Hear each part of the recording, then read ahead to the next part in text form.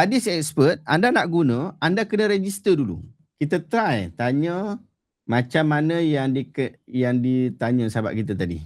Hadis doa qunut. Copy paste lah macam tadi juga. Jadi kita dah buat soalan yang sama ni. Hadis doa qunut. Terus tanya kat dia. Dia terus berikan hadis doa qunut dia. Dia terus berikan teks bahasa Melayunya, terjemahan hadis berkenaan.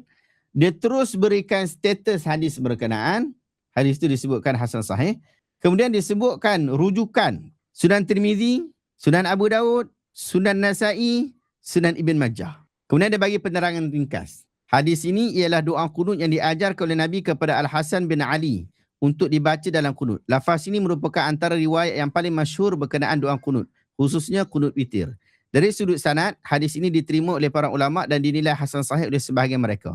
Maknanya, mengandungi permohonan hidayah, keselamatan, keberkatan dan perlindungan daripada keburukan takdir.